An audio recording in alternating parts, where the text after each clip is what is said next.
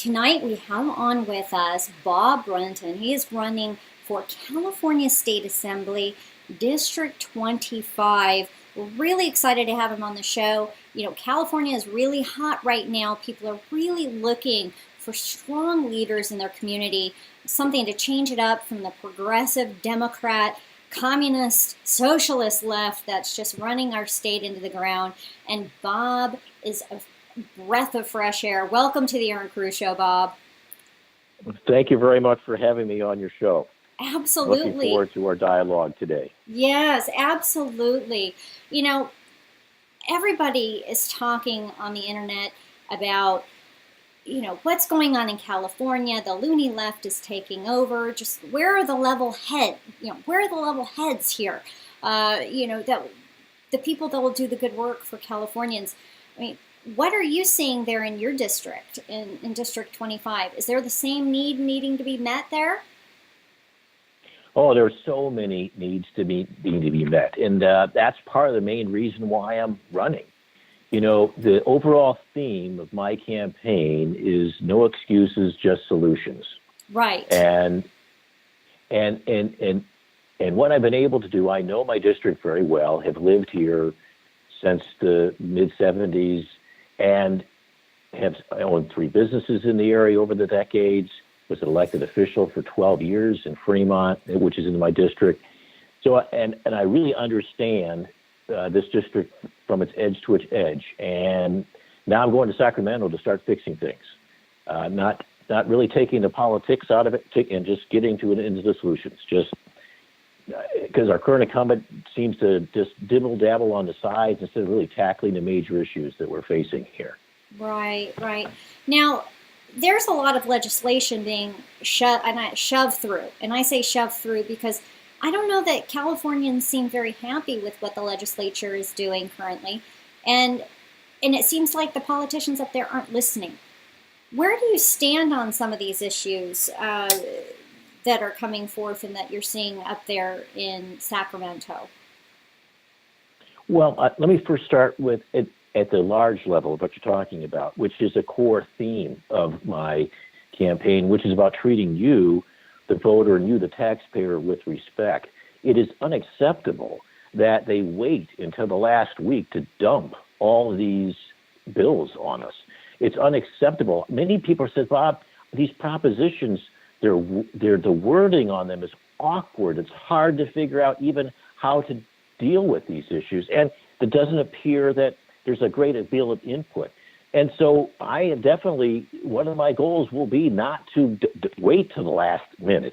And if it just because they haven't done their job doesn't mean we have to then do it all the last week. Either you have a right, I know you have to have at least 72 hours, but frankly, that's even too short for major issues to be talking to them about. I mean, I want to give you, the voter, as much time to focus in on the key issues. Now, that said, you've asked about some of the propositions probably and some of the legislations that's coming out.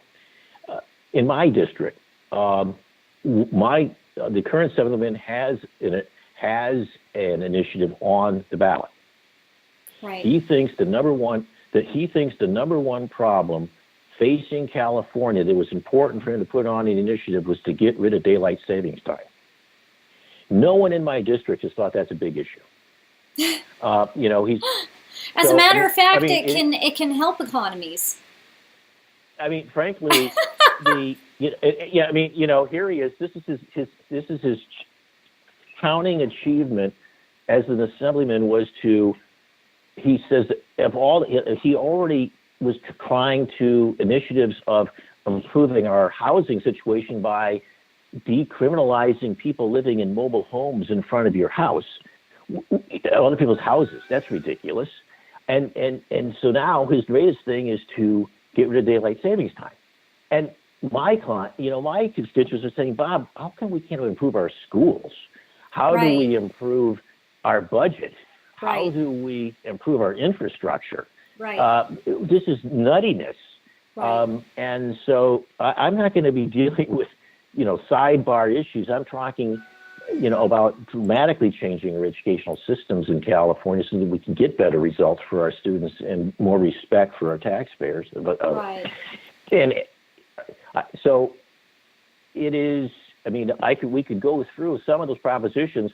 What I'd like to do, Erin, too, is to let people know some of the things I plan to do, right, and how I fight for my district, but also fight for you, even if you aren't in my district. Just because you brought up a key point about the nuttiness of California. You take this gas tax as an example, right, where the governor lied and my current assemblyman lied because he said we would not raise taxes without a vote of the people.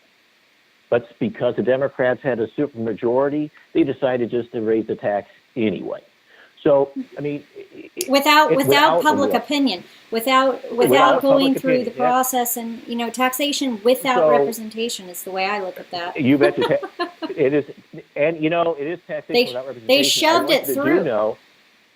I know, and as a sidebar of that, we have a local issue that I've also come out against because it's taxation without representation. We have one of our cities in my district wants to dramatically increase hotel taxes. And I said, this is another example of taxation without representation. Just because you're taking advantage of people who can't vote, that's just wrong. I mean, if at least once you face them straight up and say, we need to improve our city, but don't say taxing the tourists who will never use your city services. I mean, you should welcome them into your city.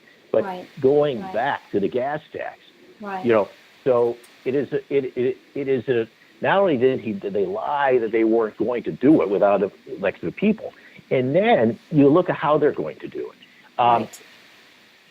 So, and always at the very last minute that they even add the battery-operated cars.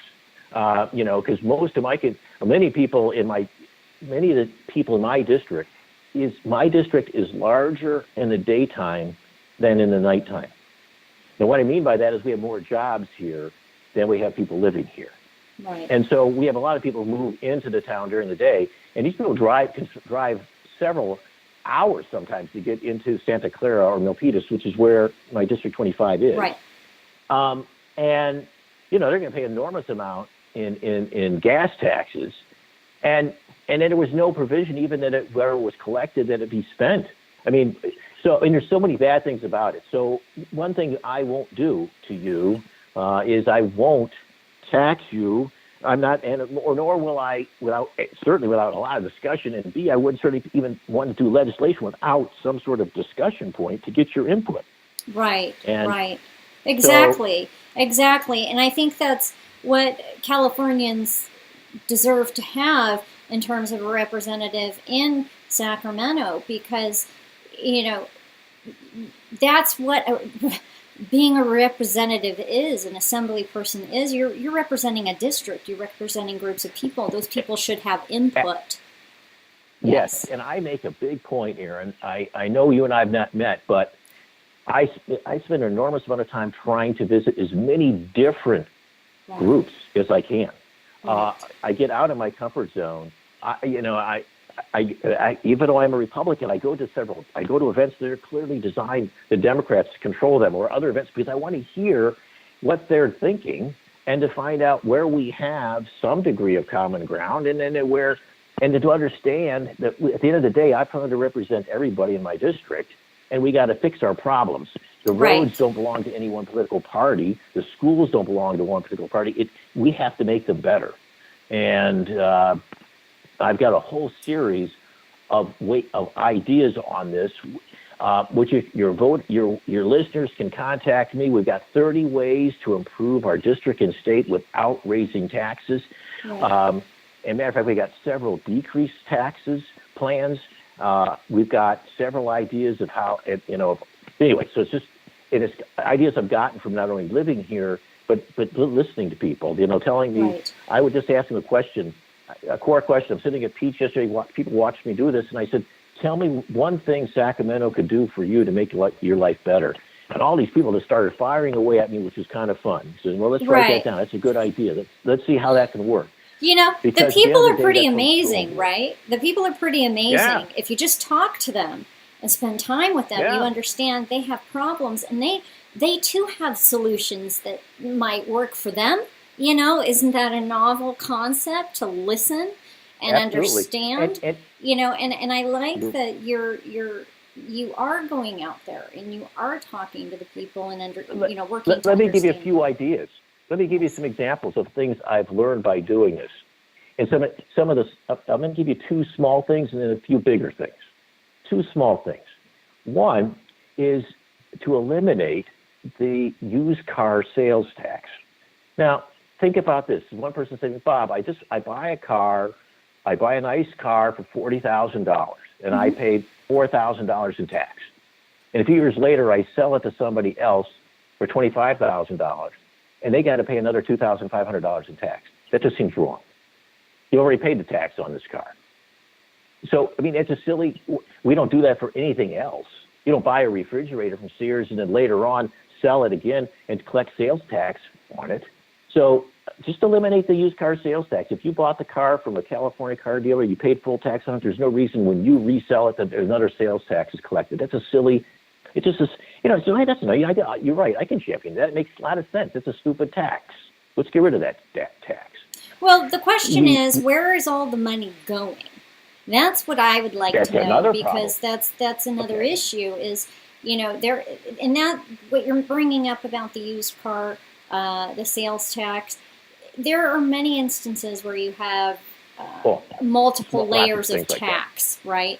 It's crazy. You pay tax on your income, there are levels upon levels. You go buy something at the store, then what have you. It goes on and on and on. That's very complex. On and on. But I believe that what we're seeing here in California is they bring in an enormous amount of what they like to call revenue, and there's very little transparent and understandable feedback to the population about where the money is actually being spent, and very little oversight in terms of the populace understanding how that money is really spent, and is it clean? Is there fraud? Is there abuse? Is there waste? And absolutely. What can we do? And I think the legislature, they want to tax, add a new tax. Where is the money going currently for all of the revenues that they like to say revenues? Did they earn it? Right. Where is it going? You are so correct. It would be good to have somebody like you in office willing to look at that and address the issue. And then explain it to you, because for your listeners at home, my business is I was in electronics manufacturing, and I'm also a certified financial planner. Okay. Right. So, and what I would tell people too is that in business, you change your auditors every once in a while just because you need a good, clean set of eyes. And exactly what you're bringing up. You bring me into Sacramento, I'll start opening up doors, start asking questions that they haven't been looked at in a while. And I expect it to be ugly. It'll probably be even uglier than I expect. But you better be prepared for that, Bob. You better be prepared for that. Well, the fact that Jerry Brown is just now talking about getting into DMV, getting into a DMV audit is insane. I mean, the amount of sluggishness, just drag the feet, people there, and the money that's being paid out, and they're raising the fees. I couldn't agree with you more. We need to look at it. Yeah. Take Absolutely. a look. How hard is it to say for some of these legislators to say, you know what, we need to put a bill forth, or something forth, not a proposition, but put something forth to say, look, my constituents are saying we want to know what's going on here. But Governor, let's take a look. When you look at my when you look at my campaign, you'll see one of my 4 pillars is dealing with that. The trust in government is a key goal of mine. Not only improving education, not only about improving civil justice, not only about talking our infrastructure systems, but bringing back trust in our government and trust in our numbers. I mean, I know we tax too much, we spend too much, we waste too much. We don't even believe the numbers. In my district, a BART it's been late, and they keep saying it's on time or something, or it's under budget. Hey, look, you're supposed to open the stations 2 years ago. The high-speed rail is a boondoggle. It's a tremendous waste of money. In the Bay Area, we have 24 mass transit agencies, right. And we have another 25th is going to be the mass. It's like how much overhead bureaucracy. This is nuts. We have, I think, on the one hand, we have more bureaucrats than writers. It almost seems like with these mass transit systems. It's crazy. And attorneys. You're dead. That's right on here, and we have to, and I will tell your listeners that a joke I tell people occasionally is to remember Bob Brunton for state assembly. I will bear the brunt of it. I can handle a ton. Right. That's how I let you to be. I'm going to try to fix this state because let me take the heat, because that's the only way we're going to fix this state is just to have the courage to stand up to these the status quo-isms and all the special interests and all want to keep it the way it is. It's horrible. Well, you know what's good about it though is we see the reality. I look back at Barack Obama, and when he first got into office, some of the things he said, it sounds good, but the reality of what he was saying was very bad. The fundamental issues, were really, really quite uncomfortable in terms of then what rolled out in policy and law and then the fallout thereafter. But here's the deal. 8 years of Barack Obama brought us to the place where we had to make some tough choices. And we ended up with Donald J. Trump as our president. And we're seeing a great restructuring in many ways, refining, and some nice, I believe, changes that are actual changes which will benefit the American people. Through the hardship and what happened with Barack Obama, we now have Donald Trump. So perhaps it is that with the horribleness of Jerry Brown and the left and the people who are in the assembly currently, we may end up in a position where we have a lot of revisionists, people who, and even conservatives, right, who are wanting to go in there and say, hey, what's been going on isn't working. We need to dial it back. We need to cut back the regulations, right, reduce the tax, and make change. And it sounds like you're on that same path, and that's wonderful. Oh, absolutely. And the people are ready for you. Ready for you to go in there and attack the issues. I sure hope so. Not only do we want to make California great again, we can make it the best ever. Right. It's really, and this is such a wonderful place. It's right. The only thing that's bad is our government. Really, we got great weather, great geography, great people, but our government is fossils. I'm in the heart of Silicon Valley, and you just see disruptors in the private sector reinvent themselves, but our government is just hangs on. It doesn't make any types of changes, and I can tell you, Bob Brunton will. He's going to go in there and fix things. That's wonderful, and you have a plan. I understand you have a very extensive plan, and what I'd like for you to do right now. We're coming to the end of the segment. I would like for you to just say your name again and let our viewers and listeners know where they can go to read your plan and share information with other people out there they might know that live in the 25th District. Okay. Well, again, my name is Bob Brunton, and the website and the email is pretty straightforward. If you want to send me a message, say Bob at bobbruntonforassembly.com. And you can go to bobbruntonforassembly.com for my website. I want to contact, and it's pretty straightforward, simple. I will get back to you. You send me a message, I will respond back to you. Wonderful. And I want your input too. I'm going to ask that same question I've been asking at the different places I go. What could one thing Sacramento could do to make your life better, or stop doing to you to make your life worse?